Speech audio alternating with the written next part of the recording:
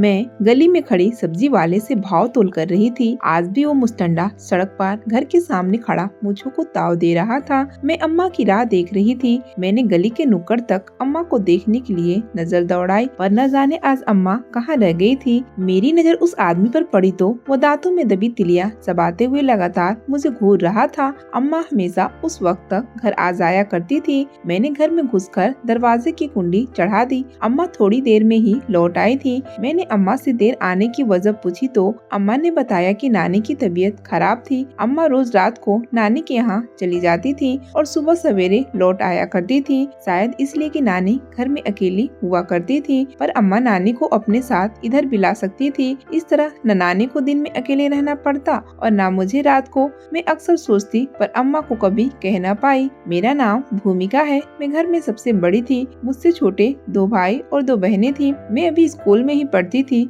मगर मुझे अम्मा के हिस्से के आधे से ज्यादा काम संभालने पड़ते। अम्मा रात भर घर से गायब रहती और सारा दिन पड़ी सोती रहती। शाम को उठकर किचन के कुछ काम निपटा लेती थी और रात को फिर से निकल जाते। हम इस मोहल्ले में पापा के देहांत के बाद ही शिफ्ट हुए थे। मुझे यह मोहल्ला बिल्कुल पसंद नहीं आया था। यहाँ कुछ अजीबोगरीब किस्म के लोग रहते थे जो सारा दिन घरों के बाहर चारपाई बिछाए बैठे रहते और हर आने जाने वाले पर नजर जमाए रखते। मुझे घर के साथ साथ घर के बाहर के भी काम करने पड़ते थे, लिहाजा मुझे बेहद मुश्किल का सामना था। हमारे सामने वाला घर अक्सर किराए पर दिया होता था। न जाने क्या मामला था कि वहाँ कोई भी किराएदार ज्यादा दिन नहीं टिकता था। आजकल वहाँ कोई आवारा सा नौजवान आ बसा था जो हर वक्त आती जाती औरतों को घूरता रहता था। मैं जब भी किसी काम से घर से बाहर निकलती तो उसकी नजर मुझ पर टिक जाती और वो मुझे ऊपर से नीचे तक ऐसे देखता जैसे उसने कभी कोई लड़की न देखी हो। मुझे उसके ऐसे देखने से बहुत चिड़चिड़ा होती थी। मैं छोटी बहन भाइयों को तैयार करके स्कूल के लिए निकली। वह प्राइमरी स्कूल में पढ़ते थे जबकि मैं हाई स्कूल में थी। उनको स्कूल छोड़ते हुए मैं अपने स्कूल की तरफ बढ़ी। पल्लवी भी मेरे साथ आ मिली थी।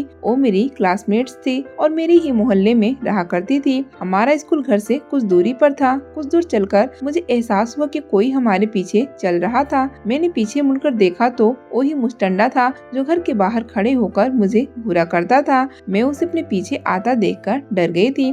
मैंने पल्लवी को कोहनी मारकर अपनी तरफ किया और उसे आंख से पीछे की तरफ देखने का इशारा किया। उसने भी मुड़कर उस मुस्टंडे को देख लिया। वो काफी दूर हमारे पीछे चलता रहा। यह मुस्टंडा हमारे पीछे क्यों पड़ा है? मैंने पल्लवी के कान में कहा। पल्लवी ने कहा, इस मुस्टंडे का नाम रमेश है और हो सकता है वो हमारे पीछे ना हो बल्कि अपने रास्ते जा रहा हो। पल्लवी ने अपनी बात रखी। भगवान करे ऐसा ही हो। मैं दिल ही दिल में दुआ करने लगी। स्कूल पहुंचकर हम अंदर गए और वहीं दूसरी तरफ मुड़ गया। स्कूल से वापसी पर भी वो रास्ते में मौजूद था। हम उसके पास से गुजरे तो वो हमारे पीछे चल दिया। मैंने पल्लवी को आंख से इशारा किया कि देखा, मेरा शक सही था।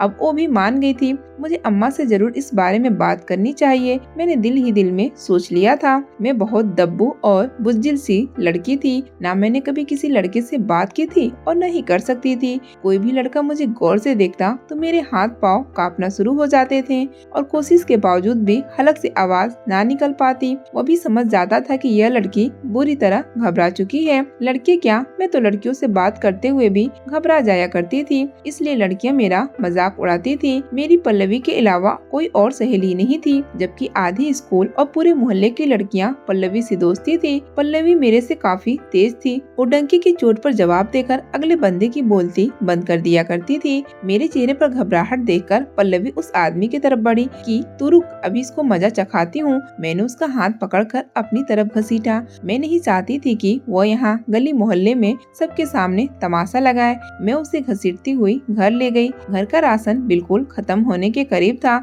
मैंने अम्मा को बताया तो उसने मुझे पर्स से पैसे निकालकर पकड़ा दिए कि बाजार से खरीद लाना। मैं बाहर नहीं जाना चाहती थी। मैंने अम्मा की तरफ एक नजर भरकर देखा और हल्की सी आवाज मिनमिनाई, अम्मा तुम लेती आना। अम्मा ने मेरी बात सुनी अनसुनी कर दी।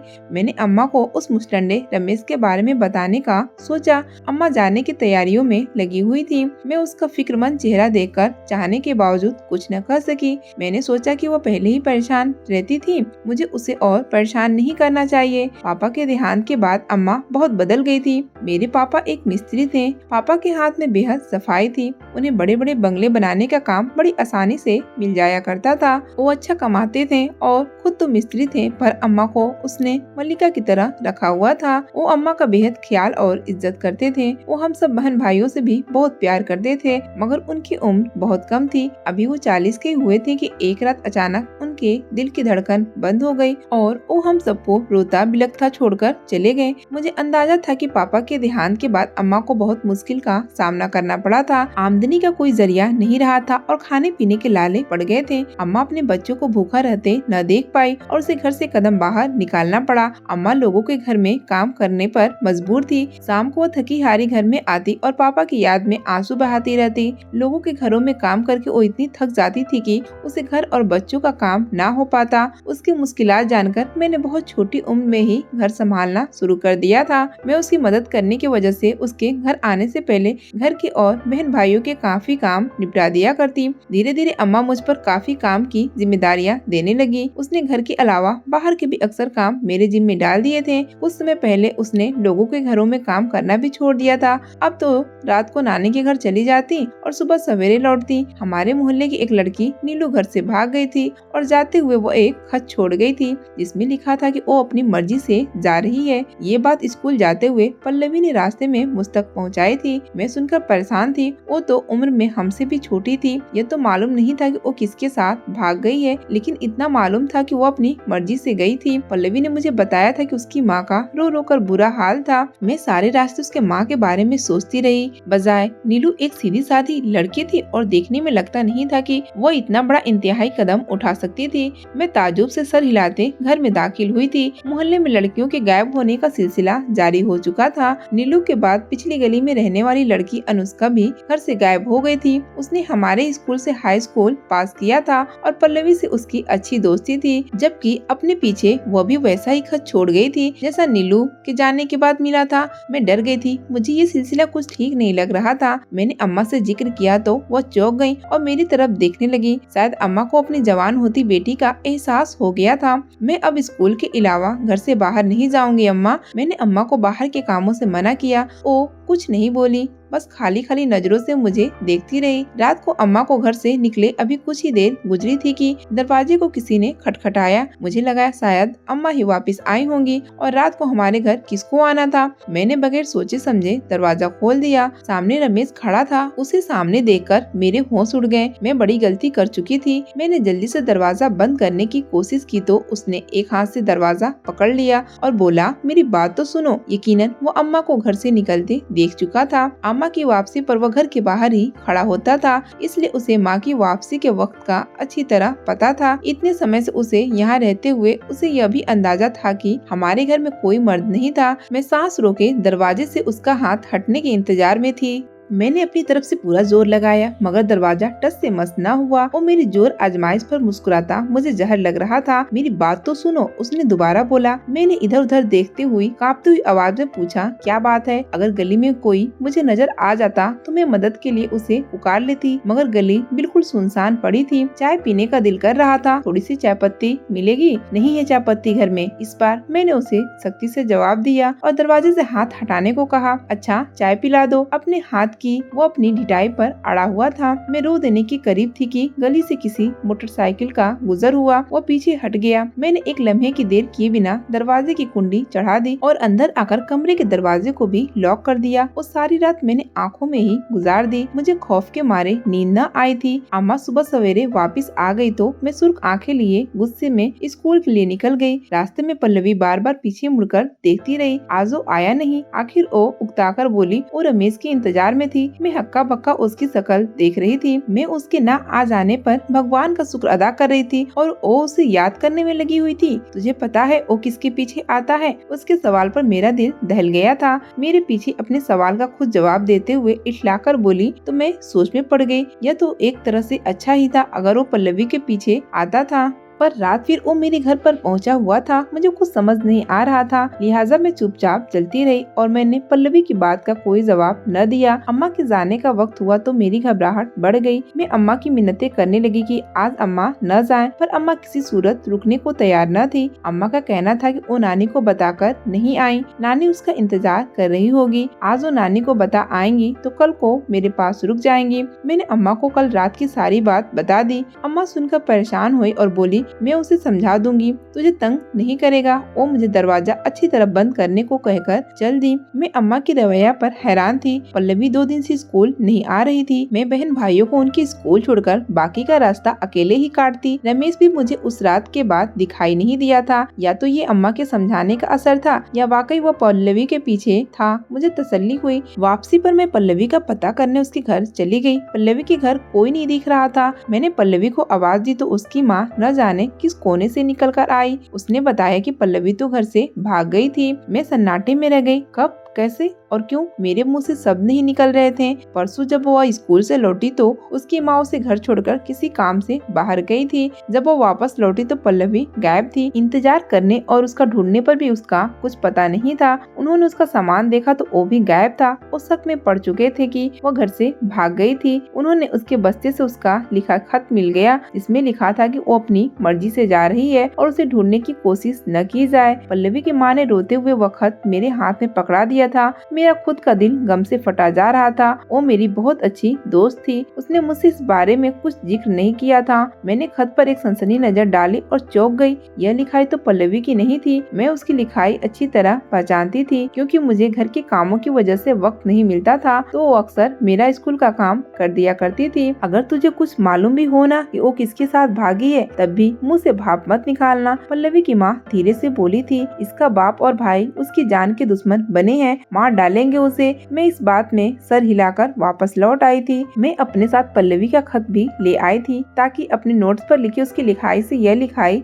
मिलाकर देख सकूं। घर आकर मैंने सबसे पहला काम यही किया था। लिखाई में बहुत फर्क था। यह खत पल्लवी के हाथ से नहीं लिखा गया था। माँ बाप के लिए यही डूब मरने का मुकाम होता है कि उनकी बेटी किसी के साथ भाग गई थी। पुलिस में रिपोर्ट लिखवाकर वो अपना तमाशा किसी कीमत नहीं लगवाना चाहते। मैं तुरंत नीलू और अनुष्का की तरफ गई ताकि उनके लिखे हुए खत की लिखाई मिलाकर देख सकूं। तीनों खतों की लिखाई बिल्कुल एक जैसी थी। नीलू और अनुष्का के नोट्स में की गई लिखाई से बिल्कुल अलग थी। इसका साफ मतलब था कि तीनों में से कोई भी एक भी अपनी मर्जी से नहीं गई थी। मोहल्ले में कोई और लड़की साजिश का शिकार बने, इससे पहले ही इस ड्रामे को बेनकाब करना जरूरी था। मुझे उन तीनों लड़कियों के माँ बाप को यह बात समझाने में ज्यादा वक्त नहीं लगा। सब मोहल्ले वाले मिलकर पुलिस के पास गए थे। पुलिस ने अपनी जाँच शुरू कर दी थी। पुलिस के सिपाही अक्सर मोहल्ले में नजर आते। पुलिस के डर से ही लोगों ने गली में खड़े होकर आती जाती लड़कियों को घूरना बंद कर दिया था। मैंने अम्मा तक भी सारे मामला की खबर पहुंचा दी थी। अम्मा ये सब सुनकर हैरान थी। मुझे पूरी उम्मीद थी कि अम्मा रात को हम बहन भाइयों को अकेला छोड़कर नानी की तरफ नहीं जाएगी, पर अम्मा ने उल्टा मुझे ही डांटा कि तुझे इतना सियाना बनने की क्या जरूरत थी भला। मैंने अम्मा से कहा कि हालात बहुत बिगड़ चुके हैं, आप नानी को इधर ले आओ, अब आप रात को घर से न जाया करो। अम्मा कहने लगी इस घर को चलाने के लिए ऐसा करना जरूरी है। मैं हैरान हुई कि आखिर नानी के घर ऐसा कौन सा खजाना है जिससे अम्मा रोजाना इतने पैसे कमाती है। एक रात अम्मा नानी के घर जाने के लिए बाहर निकली तो मैं भी चादर ओढ़कर उनके पीछे चल दी। मैं कुछ दूरी के फासले से उनका पीछा करती रही।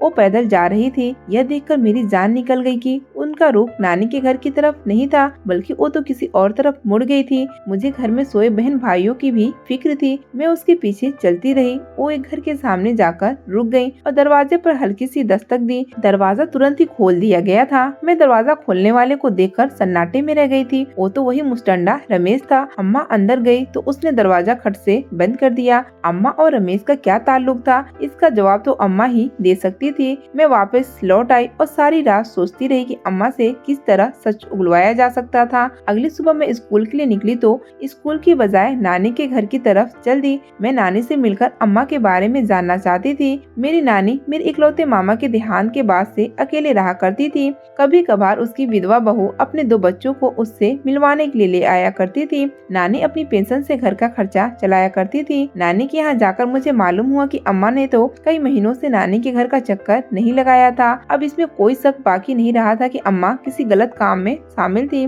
मैं नानी को साथ लिए घर वापस आ गई थी। अम्मा अभी तक सो रही थी। मैंने नानी को अपने कमरे में बिठाया और अम्मा को जाकर बताया कि नानी मिलने आई हैं। नानी नानी के आने का सुनकर वो उछलकर उठी थी। वो हैरान थी कि नानी सुबह सुबह कैसे आ गई थी। मैंने नानी के सामने तो कुछ जाहिर न किया, पर नानी के जाते ही मैं अम्मा के सर पर सवार हो चुकी थी। मैंने उसे बताया था मैंने रात में उसका पीछा करके वो घर देख लिया था जहाँ वो रात को जाती थी। उसके चेहरे पर उदासी छा गई थी। मैंने उसे धमकी दी कि अब भी उसने कुछ न बताया तो मैं उसी घर में जा पहुँचूंगी जहाँ वो रोजाना जाती थी। उसकी आंख से एक आंसू टपका और वह दुख भरे लहजे में बोली कि तू उधर का रुख भी मत करना। तेरे बाप ने मुझे दुनिया जहाँ का ऐसो आराम दिया था। इतनी खुशहाली तो मैंने शादी से पहले अपने घर में भी नहीं देखी थी जितनी तेरे बाप के साथ मिली थी। मुझे उस आराम और खुशहाली की आदत पड़ गई थी। बाप के देहांत के बाद मैं अपने बच्चों को एक एक चीज के लिए तरसते हुए नहीं देख सकती थी। मैं चाहती थी कि वो ऐसी ही जिंदगी गुजारे जैसे अपने बाप के होते हुए गुजार रहे थे। मैंने लोगों के घरों में काम करना शुरू कर दिया।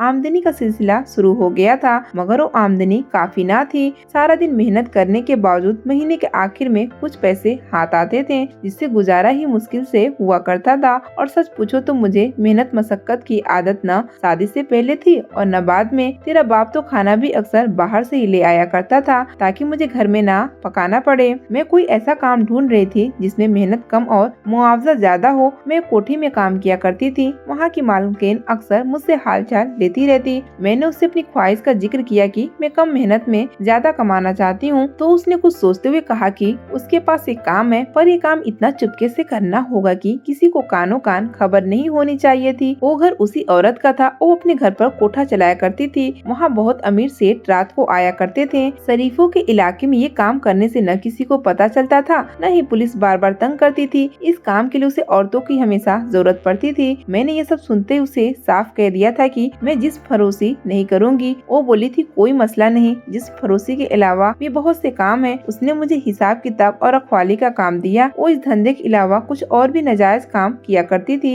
मैंने ज्यादा पैसे की खातिर उसके लिए काम करना शुरू कर दिया था। अम्मा इतना कहकर चुप हो गई तो मैंने उनकी आंखों में झांकते हुए पूछा, पल्लवी, नीलू और अनुष्का कहाँ है? मैंने हवा में तीर छोड़ा था। उनका नाम सुनकर अम्मा के चेहरे का रंग बदल गया। उनके बारे में मैं कुछ नहीं जानती। वो हड़बड़ा गई थी। तू मेरे बारे में किसी को कुछ नहीं बताएगी, वादा कर, खास तौर पर अपनी नानी को। अम्मा ने मुझसे वादा लिया था। मैंने भी वादा कर दिया। माँ के बारे में मुझे किसी को बताने की जरूरत भी नहीं थी। नानी को तो बिल्कुल नहीं। नानी ने अम्मा का क्या बिगाड़ लेना था भला? मैं अम्मा को इत्मीनान करके घर से सब्जी लेने के बहाने निकली थी और सीधा करीब थाने में जा पहुंची थी। मैंने इंस्पेक्टर को घर के बारे में सारी जानकारी पहुंचा दी थी और यह भी कि उन तीनों लड़कियों की गुमशुदगी का ताल्लुक भी उसी घर से था। बस अम्मा आज रात मेरे पास रुक जाओ, कल से बेशक चली जाना। उस रात मैंने अम्मा को मनाकर घर में ही रोक लिया था। पुलिस ने उसी रात घर पर छापा मारा और रंगे हाथों सबको गिरफ्तार कर लिया था। वहाँ के लोग हैरान थे कि उनकी नाक तले क्या कुछ हो रहा था और वह बेखबर थे। रमेश भी गिरफ्तार हो चुका था। पुलिस ने जल्दी उनसे सब कुछ उगलवा लिया था। वो लोग लड़कियों को बेचने का काम भी करते थे। रमेश भी उनके गिरोह का एक अहम हिस्सा था। वो अलग अलग इलाकों में घर किराए पर लिया करता और वहाँ की लड़कियों पर नजर रखता, उनसे दोस्ती करने की कोशिश करता या किसी न किसी तरह उन्हें अगवा कर लेता। वो उनके स्कूल के बैग में खत रख दिया करता था ताकि उनके माँ बाप उन्हें ढूंढने की कोशिश न करें। वो लड़कियों को शहर के बड़े बड़े कोठों पर पहुंचा दिया करता। पुलिस ने अपनी कार्रवाई करते हुए हमारे मोहल्ले की लड़कियों समेत कई लड़कियों को बरामद करवा लिया था। अनुष्का, नीलू और पल्लवी भी वापस आ चुकी थी। उनके घर वाले शर्मिंदा थे कि उन्होंने अपनी बेटियों पर एतबार न करके उन्हें ढूंढने की कोशिश तक नहीं की, जबकि वो कितनी बड़ी मुसीबत में थी। पल्लवी मेरे गले लगकर रो दी थी। उसने रमेश पर एतबार कर लिया था। रमेश ने स्कूल से वापसी पर उसको बताया था कि वो उसे पसंद आ गई थी और उससे दोस्ती की पेशकश की थी। पल्लवी कच्ची उम्र की लड़की थी। उसने जो कहा उसने सच मान लिया था। रमेश ने उसे आइसक्रीम खिलाने को कहा तो वो मान गई। रमेश ने उसके बस्ते में चुपके से खत डाल दिया था। रमेश ने उसे शहर के मशहूर आइसक्रीम पार्लर के पास आने को कहा था। शाम को वो वहाँ पहुँची तो रमेश पहले ही गाड़ी में मौजूद था। पल्लवी इतनी शानदार गाड़ी देखकर बहुत खुश हो गई थी। उसे गाड़ी में बिठाकर आइसक्रीम लेने चला गया। आइसक्रीम खाते ही पल्लवी बेहोश हो गई थी और जब उसे होश आया तो वो समझ गई थी कि उसे बेच दिया गया था था, अम्मा ये लड़कियों वाला काम तूने सही नहीं किया। मैं अम्मा से गुस्सा थी। अम्मा डरी सहमी हुई थी। कसम खाकर मुझे यकीन दिलाने लगी कि वो जानती जरूर थी, लेकिन उसका इस मामले में कोई हाथ नहीं था। रमेश अम्मा से भी पहले वहाँ काम किया करता था। वो ऐसे ही इलाके बदल कर अपनी कार्रवाइयाँ करता था। पकड़े जाने वाले लोगों ने जल्द ही मुंह खोल दिए थे और अम्मा का नाम भी उनकी जुबान पर आ गया था। पुलिस अम्मा को गिरफ्तार करने आए तो वही इंस्पेक्टर मुझे देखकर ठिठक गया। अम्मा बहुत डरी हुई थी। अम्मा को गाड़ी में बिठाकर वह इंस्पेक्टर मेरे पास आया और बोला, तुमने बहुत बहादुरी का काम किया है, न जाने कितनी लड़कियों को तबाह होने से बचाया है। अम्मा का ख्याल रखना, उससे ज्यादा सख्ती की आदत नहीं है। मेरे गले से मुश्किल से आवाज निकली थी। आंसुओं का फंदा मेरे गले में अटक चुका था।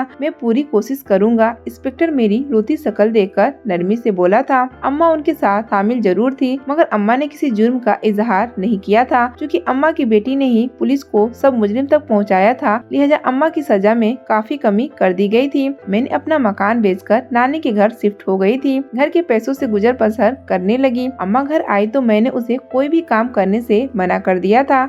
मैं इस काबिल हो चुकी थी कि उनको आरामदेह जिंदगी दे सकूं। मैंने इंटर का इम्तिहान पास कर लिया था और मोहल्ले के बच्चों को ट्यूशन पढ़ाना शुरू कर दी थी। मैंने अपनी पढ़ाई जारी रखी ताकि किसी अच्छे स्कूल में नौकरी हासिल कर सकूं। एक दिन वही इंस्पेक्टर अपनी अम्मा के साथ नानी का घर ढूंढता हुआ वहां आ पहुंचा था। वो अपनी माँ को मेरे रिश्ते के लिए लाया था। मैं शादी बिल्कुल नहीं करना चाहती थी। मैंने अपनी माँ की और बहन भाइयों की देखभाल की जिम्मेदारी ली थी। अम्मा और नानी मेरी एक न सुनी और मुझे शादी के लिए राजी कर लिया। उस इंस्पेक्टर का नाम जितेंद्र था और वो पहली नजर में अपना दिल मुझ पे हार बैठा था। उसने मुझे यकीन दिलाया था कि मैं शादी के बाद भी अपनी माँ और बहन भाइयों की देखभाल कर सकती हूँ। यूँ मैं ब्याह कर जितेंद्र के घर आ गई थी। मैंने अपनी पढ़ाई जारी रखी थी ताकि जरूरत पड़ने पर मुझे अम्मा जैसा कोई काम न करना पड़े और लोगों के घरों में काम करने के बजाय मैं कोई अच्छी सी नौकरी कर सकूं। मुझे जल्द ही सरकारी नौकरी मिल गई थी। अपनी तनख्वाह से मैंने अम्मा को वह तमाम सुकून और आराम मुहैया कराना शुरू कर दिया जो उसे पापा की जिंदगी में हासिल था। तो दोस्तों, आपको ये कहानी कैसी लगी हमें कमेंट करके जरूर बताएं और इस कहानी को ज्यादा से ज्यादा शेयर करें और चैनल को सब्सक्राइब करके बेल आइकन को दबा दें।